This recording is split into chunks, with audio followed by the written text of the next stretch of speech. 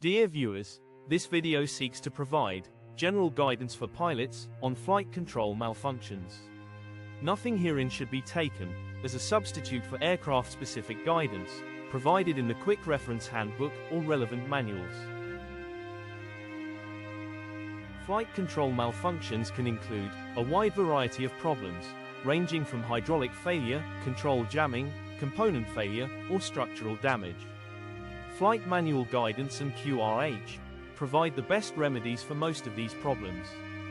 However, no manual can cover all possible contingencies. Therefore, thorough knowledge of related aircraft systems and the aerodynamics can help pilots handle situations for which no specific instructions are available. Modern aircraft are designed so that loss of one hydraulic system will not cause complete loss of pitch, roll, or yaw control. However, failure of multiple hydraulic systems could cause loss of control in at least one axis. Depending on system design, defenses could include manual control reversion or use of electrically operated trim tabs for at least partial control. QRH and flight manuals should provide guidance in these cases. In normal flight, less control deflection will achieve the same pitch, yaw, or roll as airspeed increases. Conversely, more deflection is required as the aircraft slows down. This concept can become a factor as flight crew diagnose flight control problem, implying, if a rudder becomes jammed, the aircraft is easier to handle at lower speeds. On the contrary, if aileron control becomes affected, it will be more effective at higher speeds. Similarly, in case of flaps and slats, landing will require higher speeds to prevent stall. We know that most transport aircraft have dual-rigged flight controls. If flight control on one side jams, it can be disconnected, so that the unjammed side can be used to control the aircraft. However, this must be done in accordance with QRH procedures.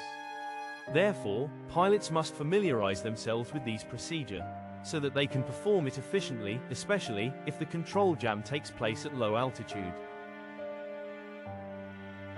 Mostly, transport aircraft have flight control trim systems, with cutout switches, to stop runaway trim.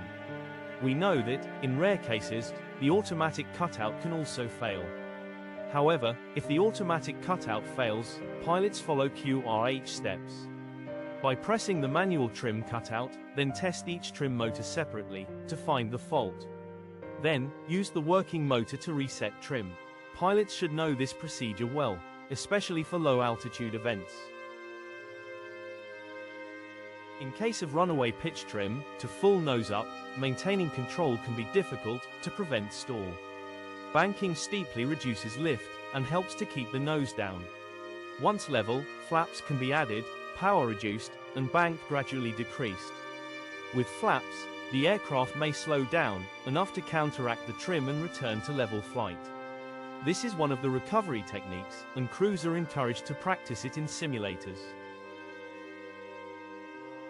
If flight controls fail, pilots can use thrust to control the aircraft. In aircraft with wing-mounted engines, more thrust increases pitch, less thrust lowers it.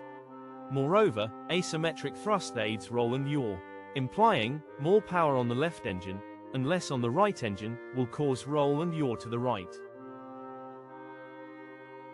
In some cases, malfunction of aircraft's fly-by-wire or flight augmentation system can occur.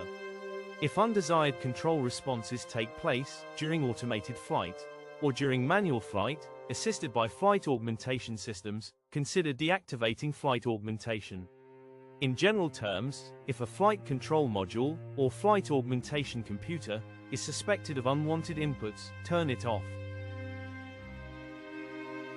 In cases of flight control or structural issues, crews may perform a flight control check by gradually slowing to approach speed, configuring the aircraft for landing, and assessing roll, pitch, and yaw authority. But this should be done at a safe altitude. If control becomes marginal, the minimum approach speed is set slightly higher. However, full control deflection should never be needed to maintain flight. Finally, pilots should select the longest available runway with the least crosswind. Even if the crew has performed a flight control check, aircraft response could become unpredictable near touchdown. Also consider the availability of airport crash, fire and rescue services. Finally, for landing with flight controls malfunction, use a long, flat final approach. If landing at higher speed, minimize flare. Excessive flare may cause ballooning, making recovery or go around difficult. Thanks for watching. Please subscribe my channel for more safety videos. Press the bell icon for regular notifications. Content from Skybrary has been used for this video.